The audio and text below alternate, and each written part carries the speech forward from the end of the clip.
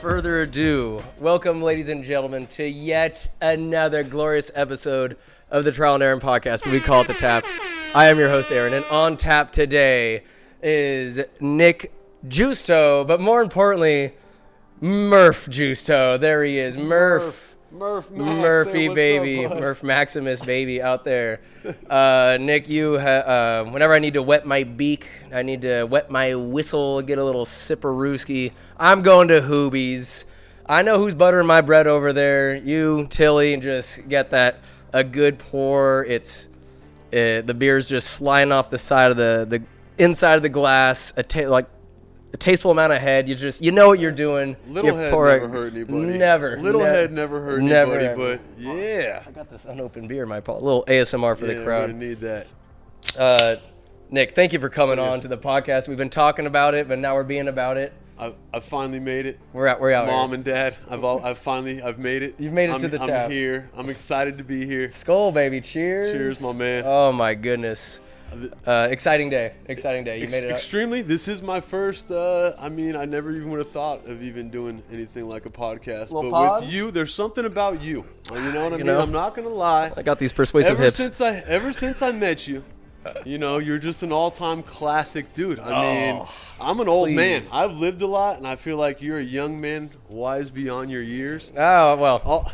All the jokes we talk about, all the movie references, I mean, trivia. I mean, there's so many things I could just, even thinking about this podcast, thinking about where it can go, because everything I say and you say, we just bounce off. And sky's the limit. It's classic. Well, it's classic. So we grew up like... are you 80s kid or more 90s kid? Where would you say your allegiance lies? So, I mean, I'm definitely, I was born in 83. 83? So, but my parents were super young when they had me. They were like 19 and 20 years old. Okay. So it's like that was like the norm back then, though. Like, that was a reasonable age. Like, get married, buy a house. You know, you got it all figured out. Not quite. You know, it didn't work out so great. But, for them. Where was this at? Where were you born? Where'd you grow up? So, my parents were from South San Francisco. Mm-hmm. That's where I was born. Bay Area. That. That's where the Niners and Giants roots come back from. I mean, they're strong. Yes. Italian community out in South City. What's up, Murph? Is there a big Italian? Because I know there's some used to be. restaurants. There used to be. They came out to win. The Bay Area's changed a little bit, but But yeah, that's kind of where it started, and then moved to Pittsburgh. Went to elementary school in Pittsburgh, California. I didn't realize there was a Pittsburgh in California until I got into like dating apps and stuff. I'm like, what the hell? I thought that was in the East Coast. And you're like, oh, Pittsburgh, Antioch, Gunpoint. That's what they call it. It's great. No, but yeah, I was there till I was 10 years old, and then parents got divorced, and then I moved up to Richmond. What? Yeah, Richmond, dude. So that's where where the movie took place and everything. Coach Carter. That movie. That happened when I was in high school. You see Ty Crane? Ty Crane. He was like the LeBron James. Oh, he's like the bad guy in that movie. Just that badass. From Hercules, I think. Yeah. So that was where Hercules High School opened up when I was in high school. Was that legit? Like, were the teams? I mean, I know Bay Area sports is wild, but like, what you saw in high school, did you realize it was the next level? Just how good these guys are. I mean, dude, honestly, looking back on it, it's just like it's crazy because there were so many people who I knew that were such good athletes and that were so good, and those are the ones who didn't make the team. Really? Those are the ones. Really? Those are the ones who had bad grades. Those are the ones who were hanging out with the wrong crowd. But like the amount of talent and the people, like, and the skill, like I played basketball growing up. I mean, I was like one of the only, like I was Billy Ho. That's what the backwards hat on. That was my nickname. They called you Billy. I literally have a friend to this day, one of my best friends, Lawrence. I love you, Lawrence. If you ever get a chance to see this, send it to him, baby. That's Sydney. And I was Billy Ho, and like I said, we always, my other best friend, Kellen, we always just loved playing 2-on-2, and we were two goofy white dudes, man. But we loved hooping, dude. I had a post game, dude. Like we had game. Okay, you're about 6'2", 6'3"? I'm almost, a little under 6'3" right now. I mean, I was go. a little at that point in my life. I didn't get tall and like thin out until like my sophomore year. Yeah. So I loved to eat, man, as a kid. You're a chubby dude. kid? So, yeah. Well, I mean, all due respect to the I Italians. was athletic, but Yeah. my mom fed me, dude. I mean, it was seconds and thirds every night for dinner. I was definitely eating. Little man's got to eat. Luckily, I lived up a hill in Richmond, Morningside Drive, which was like this, dude. And Mom didn't like giving us rides. No, She didn't get like, out, walk your ass up. she didn't like giving us rides down the street. She didn't like taking us anywhere. So I rode my bike. My little fat ass was getting around all over the place. Legs. Yeah, right. Bottom half was strong. Huge dumper, the big dumper. Shout Big out to Cal dumper. Raleigh, a home run derby champion. So, like, you were a true Bay Area guy. You've been South Bay. You've been East Bay. East Bay, like that. Yeah. That's legit Bay. North Bay, it's a little Well, hoity-toity, if you ask me. But Southeast and no, 100%. West My Bay.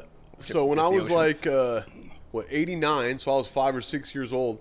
My grandparents who lived in Sonoma, my aunt and uncle lived in Sonoma, and my other uncle. So all my cousins and all of they were close. Like our family was close growing up. You know what I mean? Fucking Christmas Eve, everything was just it was ridiculous. Big Italian family, dude. We were really tight. loud. Loud, very loud. Yeah. Oh yeah, very loud. Woo. Yeah, very loud. But like all my cousins and everything moved to Vacaville. So I spent my summers, you know what I mean? I got getting dropped off at Grandma and Grandpa's house for a week or two, you know what I mean? And, Yeah. And spend, and when I was a teenager hanging out in Vacaville with my cousins who were my age, it was like, to me, it was like, dude, this is Varsity Blues town. Dude. Yeah, You know just what I mean? causing I was ruckus like, out here. you could just go, you know what I mean? Or setting off, bonfires in the country, we're drinking 40s. Yes! Mickey's? I love Mickey's. Yeah. Dude. Sorry, I should have brought loved some Mickey's. next time. No, yeah, Lil Bomber never hurt anybody, ice cold.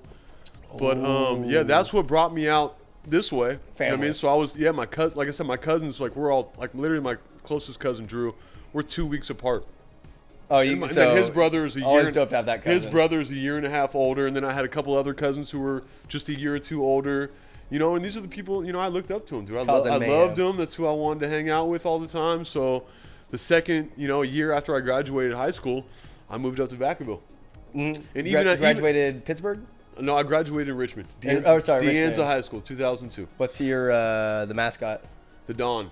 The Dawn. Deanza Dawns. The Dawns. Yeah. Was that a culture shock going from the Bay Area, which is like it's got its own culture, it has its own flair, slang, and then going to Vacaville? Like, what was that kind of shift like? Well, it was.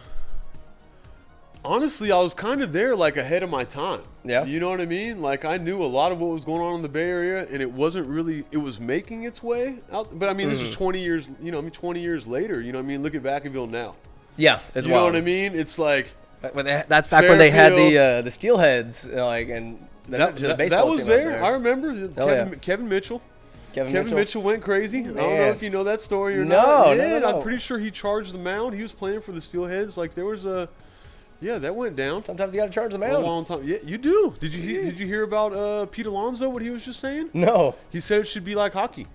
He said you should be able to fight one-on-one, and then just There's so many millions of dollars put into these guys. Like they would never allow. I guarantee you the Dodgers have a sniper just in case somebody goes for Ohtani. right? It's $1 billion asset. Nobody's gonna touch this guy. At the same time, Pete Alonso, the polar bear, is 6'3" and the biggest dude on the field. And Yeah. you know that. But there's also been a lot of guys getting binged lately. Getting dinged, and it's like. They start talking, then you're throwing back at this guy. Like, hey, let's just settle it. Did you play baseball growing up? I did. Yeah, there's those unspoken rules. It's like there's respect to the game. There's you can get a little chippy or whatever, but it just old school baseball reminds me of hockey nowadays because I'm just starting to get into that. Fan of the South Lake Tahoe Night Monsters and just seeing those guys, they're gonna get in a fight because you mess with my guy. Now. We got to even the odds. There's respect. There's a lot of pride, and the crowd reacts to it. It just seems like it's so untouched by outside politics and bullshit. It's like it governs itself. I love seeing these guys get after it. Handle it like man. What was settle it and it's done. Settle it. You know What was your position? I pitched. I played first and third. Utility guy. Yeah, I mean, I was like I said, I was a little hefty, but I hit and do it. I like to pitch. A lot of brothers on the field, or what? I mean, you're in the Bay Area. Well, like I said, after I moved to Richmond, the Boys and Girls Club was where I was dropped off all summer long. Just hang out. Man, like I said, when we were young, you know, on my street and everything else, it was like the Sandlot, dude. You know what I mean? And it was, you were playing baseball half the day. You were playing home run derby or playing with Ghost Man or Ghost Runners or whatever. Yeah, absolutely. And there was also a football waiting right there, and you Ghost were Runners ready are to play fast. football. I forgot Ghost Runners, dude. You know what I mean? Best. It's like it was fun, but you were doing whatever you had to do. You just stayed outside and played, man. You had fun. It wasn't, you know, because of the seasons. You know what I mean? Or we played basketball. We played everything, man. You know what I mean? But we had a good time. Some people were better at other sports than others, but either way, it was a good time. You know, growing up in Winters, I mean, we have a little bit of diversity, like a lot of white people and Hispanics. But what was it growing up with just a mess of diversity? I mean, mess in the best of ways. There's just so many different types, different flavors of people. What was it like growing up with that? I mean, you've been in Winters for a minute. You've been in Vacaville. What was it like growing up with so much more diversity, being around and just experiencing different walks of life? I mean, it was – I wouldn't change it for the world. I mean, honestly, like, you know, like when I was in high school and we'd cut, you know what I mean, seniors, you know, we went and spent the day in Berkeley. Yeah. Oh, You know what I really? mean? Yeah. All the college girls, Berkeley huh? was right there, dude. You know what I mean? So we'd go to Fat Slice or Blondie's or go hang out on Telegraph or go to People's Park or, you know, it's like – Go get some CDs from Tower out there? I mean, yeah. Dude, are Yeah? you kidding me? On Tower, Rasputin. Oh, Big is that what it was? Rasputin Yeah. was on the corner, dude. It was huge. It was great. You go to get video games, go to get used shit, whatever you needed, man. But it was great times. And when you see those things, you know what I mean, as a young adult, it's like, you know, out here, it's like, yeah, you see a tweaker or a guy talking to himself, and some people are just like, oh, man, you know what I mean? It's like, it's not a surprise, man. You know what I mean? I worked in San Francisco for 3 years. Like, I lived in Richmond, like across from Richmond High on 23rd. Like, I've seen all these things, you know? So it's just, you know, it's part of life. You know what I mean? I mean, I'm glad, you know, in relativity, you know, it's like, I'm glad that my daughter grew up in Dixon, you know what I mean? And, you know what I mean? She's thrived and done great and hasn't had to deal with a lot of those things that I did.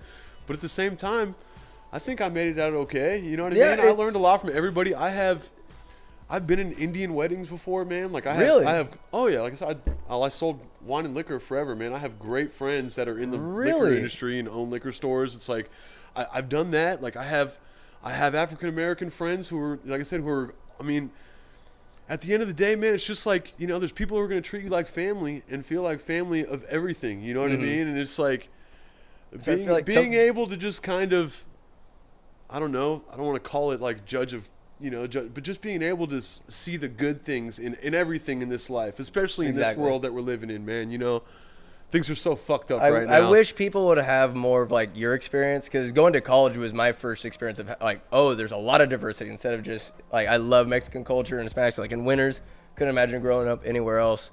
But I just feel like from your experience, people get along a lot more than what the news or whatever social media is letting us. Oh, we're in race wars again or whatever. I'm like, really? I feel like people get along a lot more than what we're being told that we're like. There's so much. I mean, there is discourse for sure, but I don't know. I feel like I would describe you as the people's person. You're like the Dwayne "The Rock" Johnson. Trying to have a little flavor, man. You know what I mean? Just a little. I get it. Like I mean it. Yeah. I mean, I thrive in just with meeting everybody, man. You know what I mean? And as long as you're easy to talk to, as long as you're respectful, you know, I always try and find, you know, like whether it's at Hoobie's, whether it's when I was managing a bar, you know, and doing everything else I've done for years, whether it's in sales, you know, it's about, you know, I worked in Fairfield 3 days a week for years, man. You know what I mean? All the liquor stores in Fairfield. If you don't mind, I've seen some shit, man. Could you go into that experience? Like, so you graduated high school, and going into, like, what was your path from there? It seems like you've had some. I did want to talk about odd jobs and shit. I can lay it all out there, man. Give us that roadmap if you don't mind. I mean, I took some steps along the way, but it started at the Nugget Market, man. Where at? The Nugget in Vacaville. In Vacaville? Yeah. Good when Nugget. I was 19. I was 19 when I moved to Vacaville. I moved in with my aunt and my cousins and moved out this way. Mm-hmm. And just was ready to get out of there and wanted to be here. First job was at the Nugget Market. How was that? It was great. Yeah? Are you kidding me? I was spending about $50 a day, probably just in between, breakfast burritos. Where they give you the a juice a bar. discount? Like they're You know what I mean? It's easy to do, man. Their buffet is I mean, a unbelievable. sandwich in the afternoon. Oh. I mean, it was. You had a net even. Good. You weren't making money. It was just like eating that meat. You know, it was good though. And then from there, I would talk to all the vendors that would come in there. You know what I mean? My cousin, Josh Barnett, who Mike Barnett. Yeah, I'm sure. Josh, I call him my cousin. We've you always guys been related? No, we've always been like brothers though. Vikings fan. So we've always been like brothers. Me and Josh, we go back, man. We've had. Sorry, I'm thinking of Troy. My bad. A lot of good times, but but Mike Barnett, I'm sure you know Barney, and then his son Josh, and he worked for 7-Up at the time. Really? So he was a merchandiser for 7-Up. So he went around to all the stores, doing his thing, filling shelves, merchandising. He's still with 7-Up today, and he's just like kill it. And, What you guys up there? But what would you talk about? Like, what do you do? Like, what's the process usually, like? honestly, it's people would be asking us what we did. You know what I mean? We'd be hanging out in the back room at the Nugget, on a Saturday or Monday, and they're like, they'd know that we were doing something on a Friday night. You know what I mean? No. There was always some stories, of going downtown, or back in the days, our thing was the press club. Press club. If you don't know about the press club, I mean, I'm sure there's some older heads out there who do know about it. I think it's on 21st and P or O. It's right down in Midtown. In Vacaville? No, in Sac. Oh, in Sac. But No. It was an 80s night. 80s night. And we just I told you I'm an 80s baby, dude. 80s music. They had tall cans of PBR for $1.50. It was just a stinky, sweaty Jerry curls? stinky box of eclectic, just a good group of people dancing, good stinky having bunch. a good time, listening to Madonna, Like a Prayer, rocking out. I love Like a Prayer. Rocking out to Journey. I've been to Ace of just Spades. getting our dance on, dude. Yeah? Like the lit up floor and everything. Oh yeah. You're a dancing man? You're dancing. Man. You groovy or what? I like to get down, man. Some red Not leather. I mean, obviously, I don't do it as much anymore. I can't do it like I used to. This helps a little bit, huh? I used to get down, man. It was lube the joints a little bit. Dude, I got the Tin Man. Woo! I'm the Tin Man, dude. Tin Diesel. There we go. So from Nugget, where from the Nugget, like I said, my cousin merchandised for 7-Up, and then I got hired on at Coca-Cola. So I started working for Coca-Cola for a year or two doing merchandising. He give you a good word with some higher ups. I met, dude. I would talk to everybody. Yeah. Man, you know what I mean. So when in the Nugget, all the vendors from everywhere would come in there. They know Nick. You know what I mean? Well, I would just talk to them in the back room, or I'd get to know them, or I would just, like I said, I could always find a common ground, dude. Whether it's sports, whether it's you've movies, always been able to connect with people. Whatever it is, just try and connect with people on some level, dude. And just made friends with the Coke guy. They wanted to hire me, and then I started doing merchandising for a year or two. And from there, there was a chick I was dating at the time, and her dad was the sales rep for Young's Market Company, which was at the time the big liquor distributor. So they sold Jack Daniels, they sold all kinds of big brands, and he needed a merchandiser in the area. And you're the guy. That's where I got into wine and liquor. Then I used to have an acquaintance who used to do distribution like that, and he would have the best swag. Like he had a Jack Daniels Beach Cruiser. Yeah. He had dope tin like artwork and stuff like that. Oh yeah. But because he was taking that, the people before him said, yeah, you can just take it, and the higher ups found out he was taking stuff, and he got fired. He didn't rat him out because you weren't supposed to take stuff. But he didn't rat him out. He's like, no, these guys said I could. He's like, all right. He took it. But what was your experience like that? I definitely got a lot of shit, dude. Yeah? Yeah. I had Jack Daniels racing hoods, golf bags, Grey Goose golf bags all over the place. Were you supposed to like distribute Putters. these? Yes and no. I mean, so my job, I could just go out to Union City where the warehouse was, or West Sac. Yeah. And I mean, I had free reign at the whole PO. I mean, there's a warehouse, dude.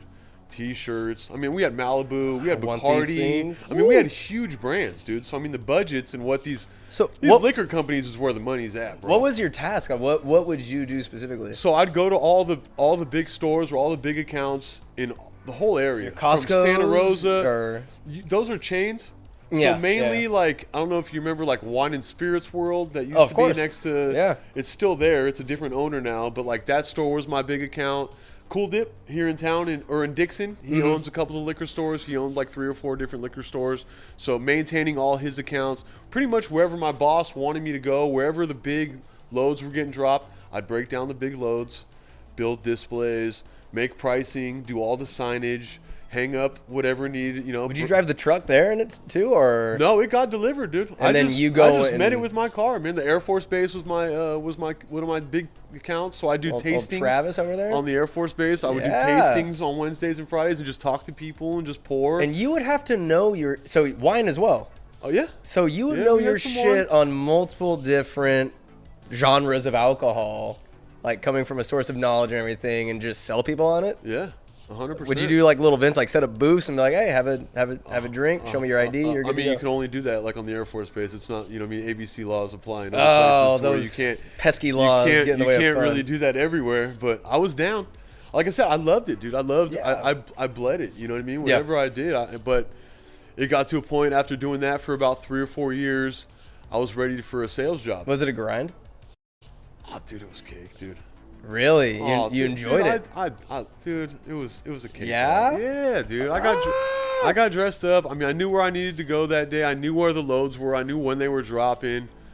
You know, technically you're supposed to be in your account at 6:30 or 7, but if it wasn't I mean, as long as you're cool, I was cool with my salesman. long He as let he- me know when it's going on. As long as I handled my business and everything got taken care of, it was one of those things. One of those things that doesn't really exist anymore. You know what I mean? Like, it used to be like that with corporations. You know, you do your job and just get it handled, and it was okay. But now it's, you know, everybody wants you to do, you know, 15 hours. It's you know, 12 so- hours of work, yeah, you know it's what like I you mean? can't- An 8-hour day and. Where's that human wiggle room a little But- bit, where you could just do you, let your personality thrive a little bit in your position? Well, not only that, it's like a relationship-based business too, right? I mean, that was what I loved about, you know, sales and doing like the broad market and shit that I did too. I mean, those liquor stores, they can pick whoever they want. You know what I mean? They can pick Yeah. Coke, they can pick Pepsi, they can pick this guy, they can like this guy more. I always wanted to be that guy. Would you ever To where- seal some deals in a golf tournament or something? Like go out, play a little golf, and be like, talk a little turkey. Dude, Be like, there hey, we was- can get you some merch, man. We can get you. There was a lot of that. You know what I mean? Ooh. It came along. It only grew in my career. You know what Yeah. I mean? Because, I mean, I went from there, went to DBI and sold Miller Coors brands, you know what I mean? And built my name up in my area and doing that. And then from there, I went to Secani. That's where I took over Lagunitas. That's where I was like, I grew Lagunitas like almost 40% in Solano County in 2 years. Which is Like so just by talking to people, by I just mean, knowing my brands, knowing the products, having the relationship, getting the shelf space. and you didn't go to college for this. You just man. this is straight. It's one of those just- things. Like, would you say your family, like just the loudness and just being able to talk and connect with people? I mean, that's just who you are is the moneymaker. That was it, man. That's- but I mean, Let's a go. lot of days your experience, you know, will go a lot farther. I mean, especially nowadays, right, than your college education. You know, a lot of people have lot college of good degrees, dads and and a dummies. lot of these supplier jobs now, and these guys, you know what I mean? It's like they're trying to get the same job that I was getting at Lagunitas, or trying to get those same kind of jobs with their college, but I'd run circles around them. Honestly, you know what I mean? My experience and knowing your area, knowing your demographic. I knew my yes. like I said, going from Richmond and coming out to Fairfield and working in there, knowing what's going to work there. Did that help, knowing like what's coming out here. knowing, like, say there's a manager or like a store owner, a black guy versus an Asian man or Hispanic? Like, would you kind of tailor the way you, not the way you 100%. spoke, but just like you 100%. understand the, like You the have culture to. better? Yeah. You have to speak the language, man. Yes. You have to. Oh. You know what I mean? And it doesn't. It's not something that just happens right away, dude. You know what I mean? Yeah. It's something you have to earn it. You got to develop that trust. You have to show them that what you're doing is working. You got to show them that you have their best interests in mind. You know, but not everybody's gonna do that. Would you sell them immediately? Like go for the throat, or like plant the seed? Hey, I'll be back later. Think about what I talked about. Oh Come no, back. you're Or just, buying, dude. Or right then, like, you're no. buying. But I'm also the guy who will pull Oh, out my you're wallet buying now. and be like, you know what I mean? I'll buy this shit out. I'll take care of this. I want this spot. Oh, so you would I want this shelf space. I worked it, dude. And did you have a budget? Like, we'll buy out this bullshit, and then would you just give it to some homeless people, or what do you do? If the juice is worth the squeeze, you squeezing? Then I'm squeezing. Oh, what do you do with that extra stuff? Like, just take it outside? Dude, I used to have so much shit lying around, dude. Oh my! This is ruthless. That's probably why I can't drink a lot of these things that other people drink. It's like my insides and stuff. It's like I've done it. I used to sell Four Locos for a while, dude. Dear God, I was in college when when Loco was still Loco. I drank them, but I had access to them, dude. Like was in like I said, I was in Fairfield in these stores. It's like, hey, I'll give you this case of Four Loko. Could there be a reality show based off the ruthlessness of shelving, like when it comes to liquors and where they're at? Like, no, I want mine eye level. Is that where people look the most? Like, did you pick up on the nuances of humans and how? Usually I'm like lower price. I'm gonna go get that plastic handle. You gotta know where to go. Yeah. You know what I mean? But like when I first started selling, there was full doors of like Budweiser Red. Mm-hmm. You know, by the time I was done, those were cut in half, and there was an 18, 12 pack. All these bottles. It was. You had a few packages, and you got to go where where your margins are at. What was your technique? How would you just dig that dagger in there and squeeze? Did you just get to know the guy a little bit and be like, okay, this is a pain point. I'm gonna pull this string. Yeah, like I said, a lot of the times you just had to. I mean, the proof was just in doing what you did, and then they saw. They would see, hey, let's take these 36 packs. Let's put them in 6-pack cans. Your margins are way better. You're paying this much for 36 pack instead of doing this. Put them in 6-packs. Boom, you're going to make a way better margin on those. Those numbers are so beyond you. People who are drinking Coors Light are drinking Coors Light. You know what I mean? What sells the best? Like a 12er, maybe the 3-pack of Tall Boys. Every store, in every demographic, in every, you know what I mean? Like out here, you only have 2 liquor stores. You know what I mean? There's Winners Liquor, like right next to Berryessa, and there's Winners Market, which that guy knows what he's doing at Winners Market. He's runs a good store there. Yeah, I will say it's a good store. The one right across from Pisani's. The one across. There's a liquor store right next to Round Table. Yes, that's the one. That one. Yeah, there's a solid selection there. Yeah, solid store. He's making his money. Some stuff. Yeah. But you're in Fairfield, and you're going up and down Texas, and West Texas, and North Texas. You got a liquor store every couple blocks. Oh yeah. You got to run your numbers on your your 16-ounce Mickeys and your Old E. You got to know. You got to know your Mad Dog 2020. You got to butter the bread of what's in the. You know what I mean? You're in your demographic. And it's. Could you tell based off of like this store is around a predominantly white neighborhood, this store is around a black neighborhood? Oh, what they drinking? 100%. Are this like stereotypes? I mean, is it stereotypes or is it just statistics? They're not stereotypes. It's statistics. They're real, dude. They're real. Just look at your 7-Elevens, bro. There's 50 million of them in the world, and they all pretty much almost do the same shit. If you don't mind me asking, why is it that, say, liquor stores, 7-Eleven, that there's a predominant ownership are like convenience? Are they convenience stores? Are they Hindu? They're Indian. They outside looking in. I know this sounds ignorant. They're Indian of Indian heritage. Yes. Not Native Americans. Indian. No, they're Indian. From India. They're Indian. What is that, like? Why is that such? I mean, probably the most famous Abu from The Simpsons. Like, why is that culture, those people, the ones running convenience stores? I don't know if that's just what they got into when they first. But I do know it's a stranglehold. I know everywhere you go. I know, like the OG ones, like the ones I know, the older ones who've been in it for a long time. They came over here with a lot of money. With a lot of money? Yeah, they didn't come over here poor. They came over here rich over there. The ones who work in there are the ones who they bring over and they put them on and they like family members, friends. Could be family. They know each other in some way or another. They definitely take care of. There's some. I've had some amazing customer service. Like on my way up to Tahoe or whatever, just.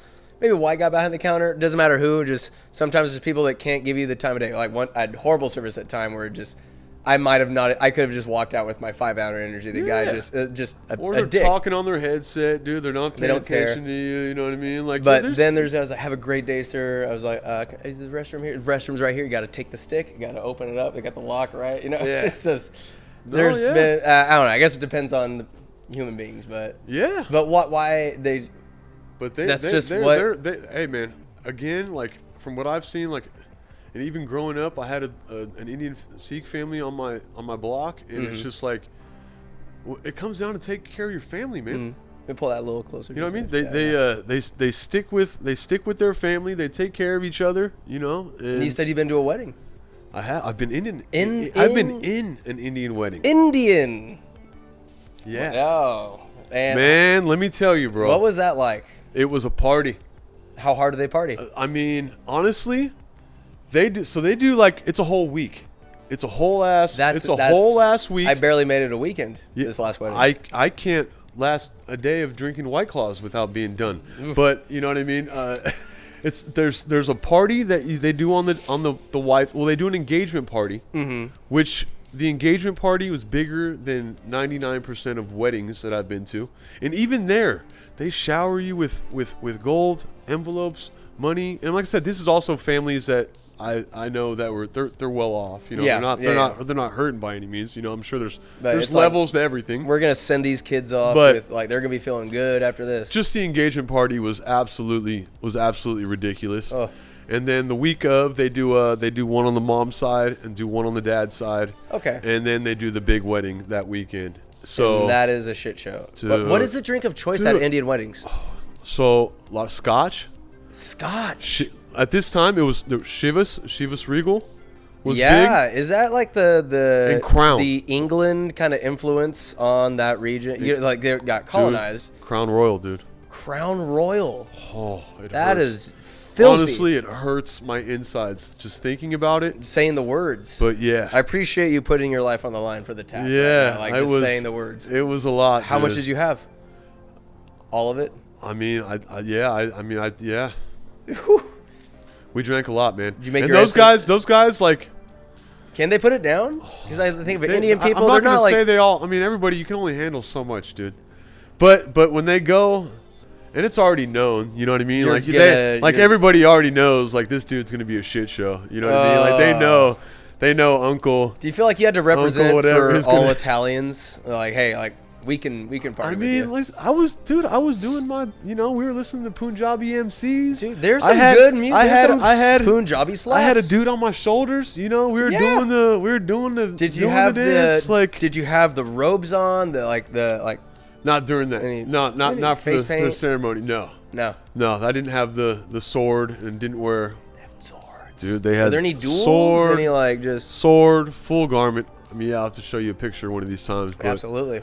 Yeah, but I went to the temple for. Where was this at? West Sac. West Sac. Yeah. There's a big one in it's south of South Bay. Like it's there's just one like in El Sobrani that's huge. Like off the San Pablo Dam Road. Like if you're going to Berkeley, like in El Cerrito. Yeah. Off to the left side, you see the big gold things up there. There's also one on the right side when you're going through Cordelia. Mm-hmm. You can see it kind of. You just see the big gold hanging off to the right side. I think that previous one, there's like car dealerships, and then there's just this massive mosque or like something. Oh no, they're beautiful. Sorry, I might be switching cultures. And they're beautiful. Like it's not a mosque. Yeah, a place of worship. Let's say a place of worship. 100%. Nice broad term. 100%. Sound so ignorant right now. Yeah, no, that's dope. So like, you got to take a week off of work. Like, hey, I got an Indian wedding, and we're gonna go and. I don't think I did. I think I toughed it out. Yeah. But yeah. Oh, you go to work, then it's like that evening we're gonna party more. Go to work, party more. Yeah, I had to maintain. How are the ladies there? Yeah, they've come up. Just like the belly dancing. Indian women have come up. Absolutely. In this, you know what I mean? They're. On the dating apps, I'm looking around. I don't know if you have a chance if you're not driving a really nice Mercedes, but you know what I mean. What about I'm not in that okay Passat? The convertible Solar is not going to do it for him. I don't think. You know what I mean. They don't know what about Murph's like? What about me? Yeah, even Murph. You know what I mean. He's a handsome dude. He really is. Oh, dude, he does make himself comfortable. Look at this lad. Look at him. Yeah. We're looking at you, buddy. Cute son of a bitch. Stud. Dude, he's the guy. He's a stud. So all right, you're kicking ass and taking names with the liquor distribution.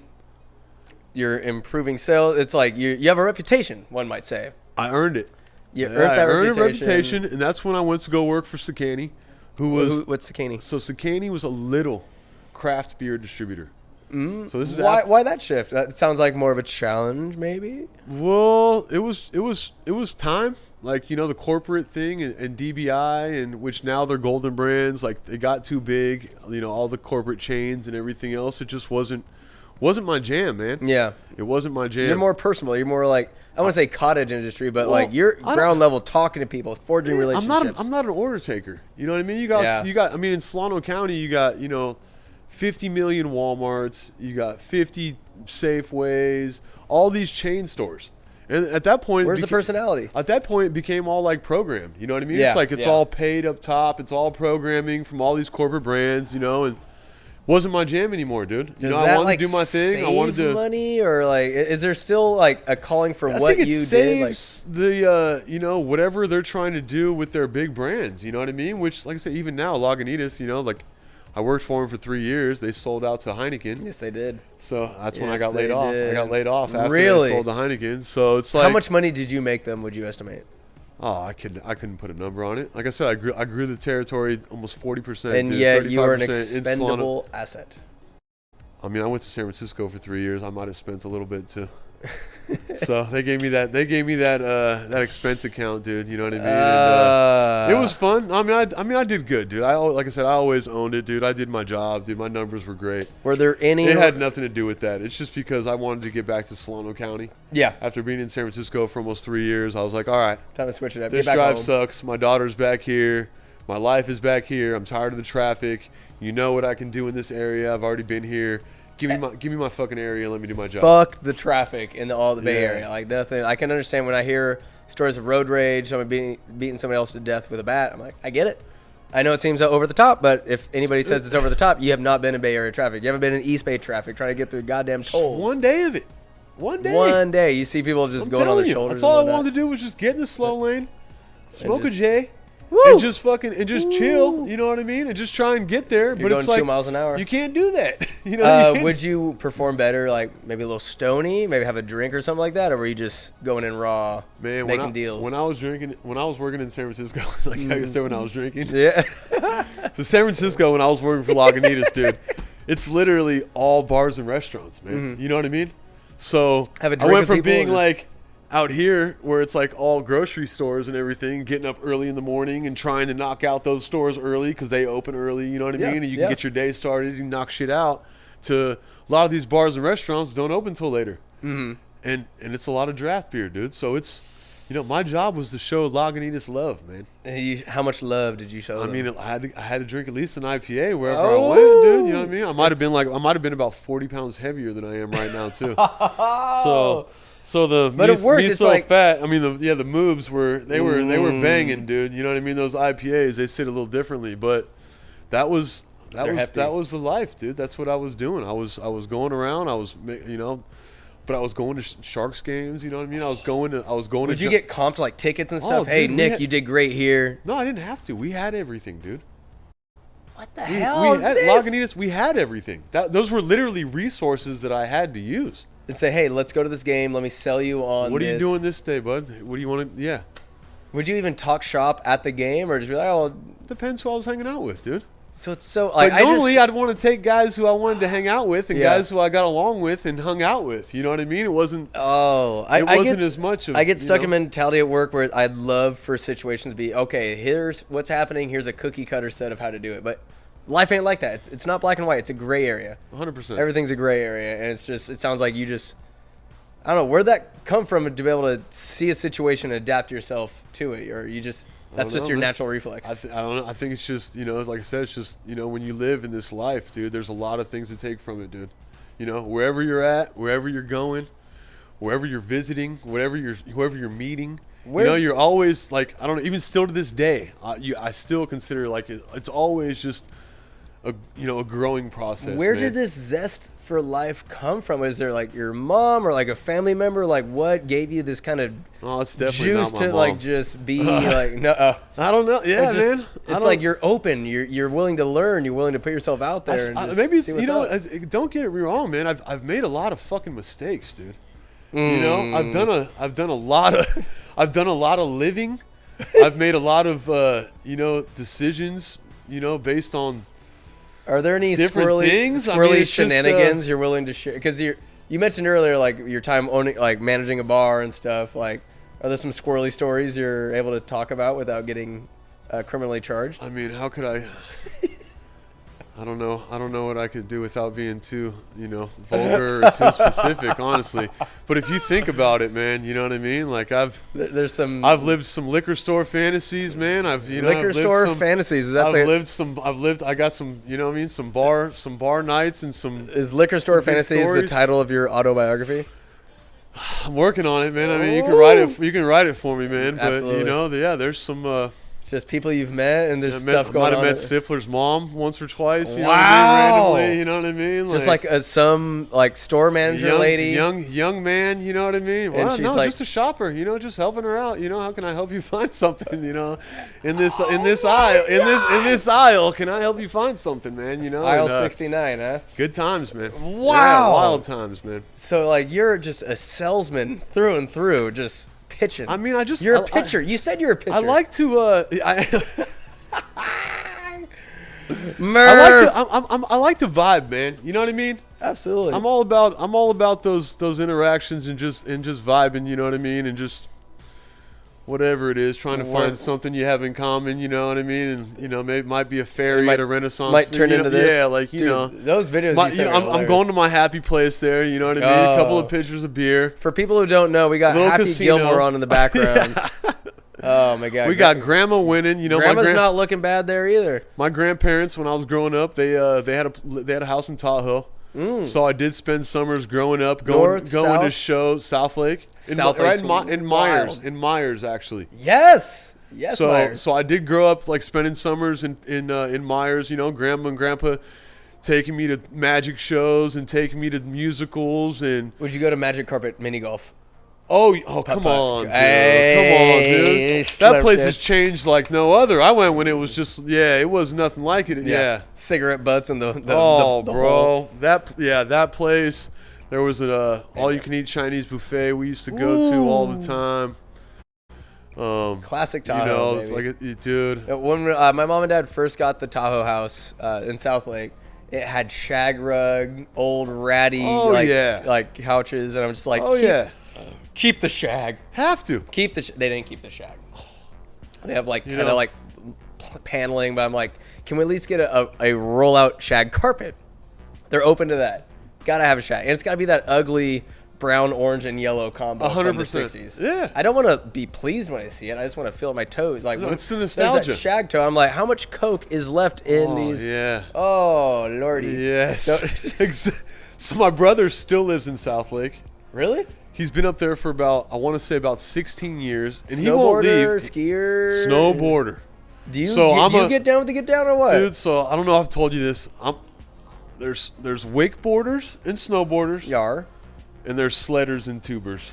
And you are. I am a sledder and a tuber. Oh, come on! I will get gnarly. I will do the Chevy chase with the saucer, dude. I will hit any hill on the saucer. I'm down to. I'll roll over on the on the tube on the lake. I will hang on for dear life. You got like strong grip or what? Oh yeah. Yeah. I can ride the tube. But what's your boat drink of choice? My knees are. Dude, I don't know if I told you, dude. My knees. I've had major knee surgery on both of my knees, so it's really? That's why I can't hoop anymore. You know how bad I want to go fucking play City League basketball with you guys. Oh, dude, you have no idea. So that means no snowboarding either? No. Yeah, no snowboarding. Man, what happened? But my brother is he a stud? My brother, I'm almost 6'3". He's 5'3". So so you got different dads. Truth be told, he's my half brother biologically. But yeah, so he's 5'3" and he's bald. And I'm just almost 6'3", and you know what I mean. You have this beautiful mane of curls, dog. But his personality, dude. You guys are brothers. He's the fucking man, dude. Oh. You would love him. What's his name? Ricky. So Nick and Rick. Yeah, that was Nick and Rick. And but he was just he's a skateboarding gnarly. I mean, even when we were kids, like, so we're all 3 years apart. So I'm the oldest. My brother's 3 years younger than me. My sister's 3 years younger than him. And he was just, split fire, Tony Hawk, fucking skateboarding, fucking Dude, Tony Hawk Pro Skater 1 for the Nintendo 64, the blue cartridge. We rocked. I was never a Nintendo guy. Always PlayStation. PS. Always Respect, PlayStation. respect. But yeah, we were always on that. But he was just building ramps, and he was, I got pretty decent grades. Broken bones, I want to assume, when you're going down that. Yeah, that I mean, it happened. He was just a gnarly dude. But I mean, he loved Tahoe. Obviously, we grew up there, like I said, and spent our summers there. And it's hella funny because now he loves golf. Oh, God. I golfed in high school, dude. You know what I Yeah. mean? So I've golfed ever since I was a little kid. I've always I thought you loved golf nowadays. Huh? I thought you golf nowadays. I do. Yeah? Oh, yeah, I do. But I loved it even when I was a little kid. Always. And, guys used to make fun of me all the time in high school and shit and talk shit all the time. That wasn't the fun thing Same to do in the Bay motherfuckers Area. hitting me up like, oh, you Let's go golf? golf. I Dude. love golf now. So- Let's go play. It's like, all right. Dude, yeah. the funniest thing, two of Skylar's best friends, Ben and Dan, shout out to Ben and Dan, like they're twins, they're just ballers from Fairfield. They played in Napa JC with Skylar. These guys are studs. And during Skylar's bachelor Ben and party, Daniel Crombie? Jusic. They're Okay. like twins. They're big dudes. Okay. We played golf for Skylar's bachelor party, and they've never played before. They're terrible, but they're liking it. These guys are just, you may not be good at the sport, but you're competitive as fuck, and you're going to get after it. And these guys, like, they didn't know any better. We're at the 9th hole. Clubhouse is right there in this podunk little, like, course, and they drove the golf cart over the green. And like, we're like, yo, stop. And some old head was, like, yelling at them. They didn't do great. They got yelled at, whatever. Nowadays, they have not stopped golfing. I would say I'm not a great golfer, but I was better than them at the time. They would whoop my ass these days. These Bay Area guys, I think golf, as weird as it is to say, COVID saved golf. It made it more open to 100%. all demographics, not just Tiger, that kicked open the door for everybody to play. But now, like, you can listen to some music. Keep it down around other people. Yeah. You got to be respectful, but it's open for everybody. But you know what else was relative to that during COVID, right? Cornhole. Drinking. Drink. Yeah. I mean, there was really nothing else to do. How'd you get through COVID? Dude. Man. I mean, I'm pretty sure I aged about 5 years during COVID. I mean, I'm at least on the inside. 5 to 20 years. At all least on the inside. But you know what I mean? Yeah, but you're getting outside. You know what I mean? You're getting some sun. There was nothing else to do. But you're not wrong though. I mean, shit. I remember hearing about Paradise and you know what I mean. And Paradise and Rancho are one of them like closing down. You know what I mean? But like now it's like golf is thriving. They're busy as fuck all the time. Yeah. But people Paradise are also, is nice. they got their bags full of fucking beer. They're bringing their bottles on the course. They're making a fun. You're having fun doing it. Whereas before there was kind of the stigma where it's like For snobby old white guys with it's collared a hard shirts. game. It's hard to have fun. You got to just be able to enjoy yourself, huh, Yep. Murph? Murph knows. He's a great golfer. you got to have fun. And like Murph I said, even knows. for me when I go, you know what I mean? It's like, I just love to be outside, have a good time. But golfing and drinking, I mean, for me, they don't really go together, man. Golfing and drink. They do not. They do not go together. For me. Rarely they do. You have to. On the 19th hole, I love to earn one on the 19th hole. If you are gonna drink, don't get hammered because like you're gonna get upset, like playing terrible. If you can keep like that happy kind of flow where you're drinking one beer maybe every 2-3 holes and you can stay loose. That's why I like in snowboarding, getting silly on the mountain. With my brother Skylar and I say, well, we're getting silly on the mountain. We'll just have like a flask of Fireball or something. Philly. Getting Philly as hell. But you're loose. I'm like, okay, I'm not gonna like react to something and like try to like pivot and like go. But with golf, it's just like, all right, I might still play terribly. Who knows? Depends on the day. But I'm just like, all right, I'm loose, having fun. Maybe just a little, put it down. Like, no, you don't get hammered. You don't get like overly wasted, but enough to stay competitive. Because like cousin Travis, I don't know if you ever met him. I've met Travis. cousin He comes in here once in a while. Yeah, Homeboy quiet guy. It is- seems like he's about his business. He is. He's about his business. He's a hell of a golfer. He's done long drive competitions in Mesquite, like Nevada. Really? Like with the big boys. He just hasn't like ascended just yet, but like he can hit it over 400 yards. It's alarming how violent his swing That's is. insane. It's I believe insane, it though. He's the quiet guy. He's quiet. He's humble, but like he's a gamer. He's a gamer and a half. But I played with him. We're at like some charity tournament, just me and him, and we like had some drinks, like not hammered by any means, because we're going to the demolition derby afterwards. But we had to like ask some people, hey, can we play through? He was playing a hell of a game. We had to get to a demolition derby. Homie shot a 67. What? 67, because like we were drinking, but he was just like talking through, hey, you know, Bunsy, we out here just like, it's one of my nicknames, Buns. And like he would just hit, like we're just loose 67? having fun. Or 68, something like that. Either way, I mean, anything in the 60s, bro, is pretty fucking I was like, wild. what is happening? Like, That is- I was there as that's an insane. eyewitness. You saw it. Travie, like, not just... So Travis got some touch, too. He can putt. Homeboy can It's putt. one thing to hit the ball far, dude. It was kind of like there were some, like, douchebags ahead of us. Like, well, I mean, we're both kind of douchebags because Travis hit it. We didn't see these guys ahead of us. They're on the fairway. Travis is a par 4. He sails it, puts it on the green. And then we're like, oh shit, there's guys ahead of us. He's like, Aaron, like, go ahead, ask him if we can play through. I go, hey guys, can we play through? Is it all good? They're like, oh yeah, sure. Travis misses the putt for eagle, and the guy's like, well, homeboy can't putt. I'm like, he's on in one. Yeah, he's on a one, dog. That's a 2-putt for birdie. It's what a terrible fate. But That sucks. man, you ever see those three fights? putt for par. 3-putt for par.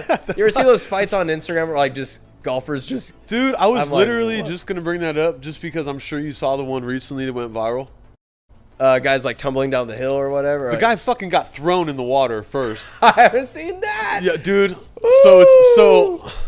So it starts off, dude. And this dude just like is just a total douche. She's just, screaming like, "Oh, come on!" The dude's like, "Hey, man, this is come golf, at me." Turns out, like the dude who said "come at me" or whatever He knows how to is an fight. ex-hockey player. Oh, Literally an ex-hockey player. I'm gonna need you to look this up as soon as we get off of this, or Yeah. I'm gonna show you because I can't believe you haven't seen it. It's fucking Yeah. wild. They since have done responses and everything on the internet, dude. And it's like he charges the guy. The dude takes him, throws him down the hill, tosses him in the fucking water. The dude gets out of the water, comes back. The dude grabs He wants him, more? comes back. Oh yeah, he's got to be fucking hammered, dude. But he grabs him hockey style, and the guy is screaming, bang, after he hits him. Bang, bang. I mean, the guy's saying this. Bang. Fucking This knocks is a him out, pro hockey picks him player. up, retired. Retire. Yeah. But the guy who's coming at him has no idea. I mean, the dude's a big dude, man. I mean, you could tell the guy was playing a lot of golf. He was fucked up. Yeah. But this dude, this footage is fucking golden, dude. He throws him like a fucking rag doll, bro. love About it. 3 or 4 times. Yeah. It's There's- good stuff, I man. have a few rules in life. One of which, even if someone's been an absolute douchebag at a bar or whatever, like, and it's never worth, like, you can always leave. You can, like, you don't know if you're gonna knock your head and get killed or whatever, but don't mess with somebody that has cauliflower ear. Dude. I'm like, man, I don't know, I don't do that. Yeah, my cousin was a cage fighter, dude, and he's Really? a cop now, and it's like, yeah, these little I've hung out and back in the day even when I was younger and shit. It's like, yeah, you don't want to do that. You don't want it. dude. You don't want it. Like, You 'cause don't, guys you won't. don't. You don't want to. I mean, my cousin, Hey, shout out to your cousin if my he listens to cousin's this. 5'2", 5'3". Shout He's out to your cousin. Dixon Petey's finest. Hey man, for cops out there doing it, they got a target paint on the back unjustly, because there are some shit cops that just really put a bad name on every good cop out there trying to do the right thing, and now everybody's against him, it seems. But it ain't like that. You couldn't pay me enough, man. I'm just gonna say it right now, man. I mean, my brother-in-law is a Richmond cop, and man, that's not a job tough. that there's no. I mean, especially nowadays with like just the way things are, you know what I mean? Like I can even relate to like thinking about Vacaville. Like when I moved there 20 years ago, dude, like everybody who's been around or knows around Vacaville, who's been around Solano County knows like they didn't fucking play, man. Mm-hmm. You know what I mean? Like No, you might call it a little profiling, you might call it a little what do we say fuck, what's the word? The racial profiling? Or? Yeah, but like damn it, I'm drawing a blank right now. It's all good. It'll come We'll to me. get to it. It'll But get to it. stereotypes. Yes. Stereotypes. Sorry. Okay, there's you're good. just Like- the stereotypes, and they just didn't fuck around, man. But that's also part of the way that they kept Vacaville small and kept it safe and kept it as a place where where you wanted to live and have your family. And since the Bay Area and everything else has just come further that way, it's like these guys. I mean, some might have been more assholes than others, but it's like you can't do your job anymore. No, you Like have to you know be what I mean? perfect. Everything is on camera. You have to be a psychologist, a sociologist, everyone, a family, but everyone knows therapist. the law better than you. Yeah. You know what I mean? Everyone knows the law better than you. Everyone's going to say, oh, yeah, I'm recording you, whatever. You know what I mean? Everybody's just going to be... It's gotten to the point where they can't really police anymore. Could you imagine, you're working at Hoobies, you're pouring beer, having a good time, you and Tilly working back there, and somebody just comes up and starts filming you. Oh, pour the beer, perfect, or else, we're all humans. Believe it or not, cops are humans. I feel like I would get absolutely aggro if somebody puts a camera in my face and tries to, just rage bait you or try to make you say something. Oh, we're gonna get you fired.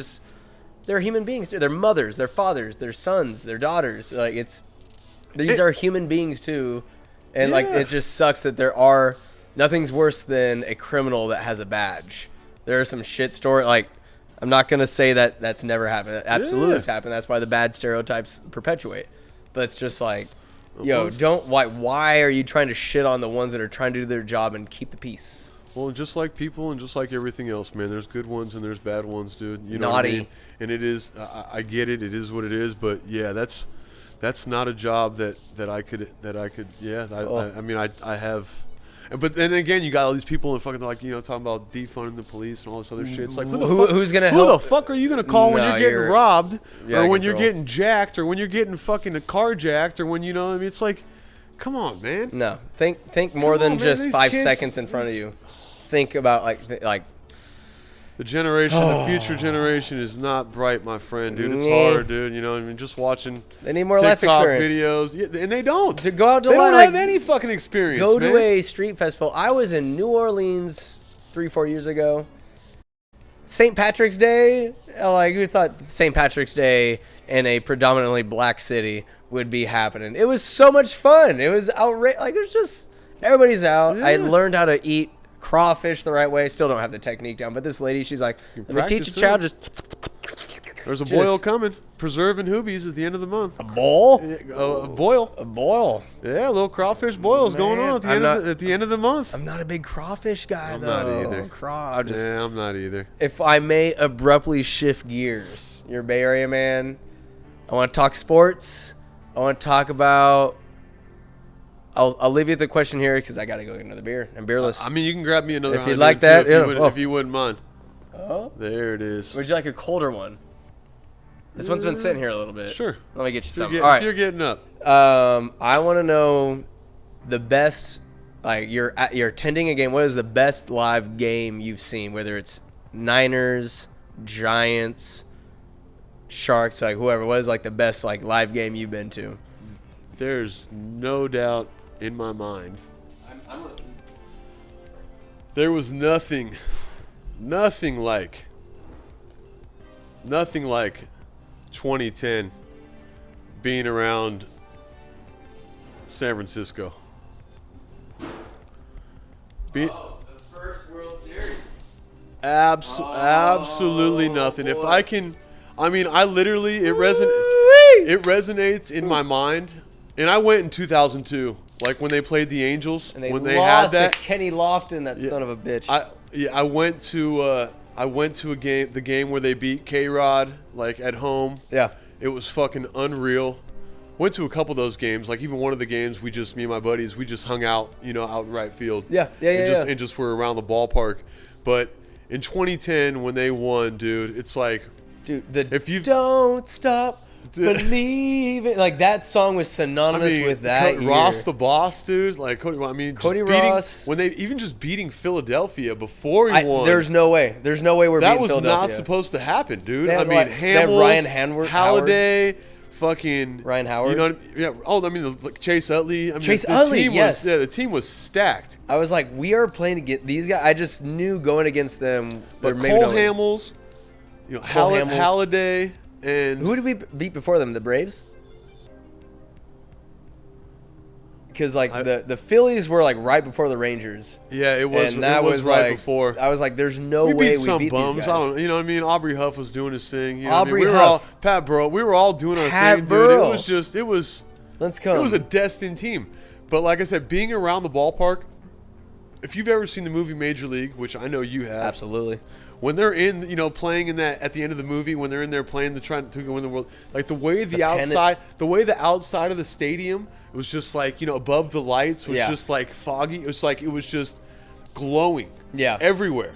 Like it was Dude, the whole I got city, goosebumps now just thinking about the it. whole Goosebumps. city. I mean, all the sports bars around there with everybody watching the game. Like, there's that scene when there's like the weirdos in the bar in Cleveland, and they're like they're looking at each other for a second, then they're like, and then they're high five. Oh, there's like the Mohawk guy, and then there's like the businessman. Exactly. Yeah. So, I want to go right back to Giants, but what I love most about sports is how it unites people. Because I'd be on the ferry from North Bay down to San Francisco, coming back on the way to the city, nobody's talking to each other, everybody's on their phones. On the way back, Warriors playoffs are playing. Everybody's high-fiving. Everybody, doesn't matter who you are, everybody's, connected. Giants did the same shit. Giants, did you have any stories on that 2010 World Series run? I was hanging out, man. Dude. I was hanging out for all the games. I was with great friends every time. I was at the 21st Amendment for a couple of those games. Yes. Drinking some Hell or High Watermelon. I was out there, man. Let's go. I was out there. That's gotta be the best graphic on any can. Other than the games itself and just winning and celebrating, man. Yeah. But I mean, it was just rowdy. So I have a notorious story. I love it. It's happy sad because I decided to be the DD for some reason. I'm in college and it's with Chad. It's with Rigo, a couple of other rapscallions from Winners, and I'm like, all right, we're gonna go in. We go to watch. It was game 3-4 against the Rangers. This is World Series. This is big time. And we're like, hey, can we park? And they're like, yeah, it's gonna be like 500. Not 500, but it's ridiculous. But somebody next to us was like, hey, we got an RV spot. We need to split it. We're like, sure, $90 split to park an RV spot. So we park. Everybody else is drinking. Why I decided to be DD, I don't know, but I was going to Sonoma at the time. But we get our inflatables, we go out there. What was dope, we went out hours prior to the game. There are so many people in McCovey Cove. So many people. My buddy Cap and I were in these little inflatables, no life jackets. Some cop comes by in a jet ski, pulls us aside because he sees, oh, you guys don't have life vests? Comes to the side, that's great. Takes us to the dock, and he's like, hey, write these guys up. And he putters off. And the cop looks. He's like, hey, guys, listen, I don't give a shit. I'm a street cop. Just go find some life jackets. Get the fuck out of here. And we're like, copy that. We don't find any. We try. This guy hooked it up. He's like, I don't give a fuck. Just figure it out. Where the fuck are you getting a life jacket? Nighttime comes. We get back out there. I want to say it's about the 6th inning. And we're chilling there. It's just a party on the water. I see a baseball fall out of the sky. I'm like, no way. I don't hear the crowd roaring. I'm like, okay, must be a Rangers home run. It splashes probably from me to Murphy. I jump out of the boat in jeans and a heavy jacket. Way. I'm swimming. I'm a decent swimmer, but I have my shoes on. I get the baseball. Chad and my buddy Cap pulling back on. I'm like, yes. I know Coop and Kipe. Everybody's the camera's zooming in. The first home run of a World Series. I'm like, yes. I feel like a hero. I feel like a god. And some guy in a boat next to me is like, you're a fucking idiot. Like, screw you, you're jealous. I don't care. I got the baseball. They're like, no. Somebody just threw that from the pier. I look at the baseball. It's just a ratty old baseball. It's not a World Series ball. I got duped. Alas, Sliders, it is yet another 2-part episode because I just can't help myself. I got these badass guests, and Nick and Murph are no different. So that's part 1 for you. Stay tuned next week, same time on Tuesdays. Tap Tuesdays, get your part 2 coming at you. And until then, mwah.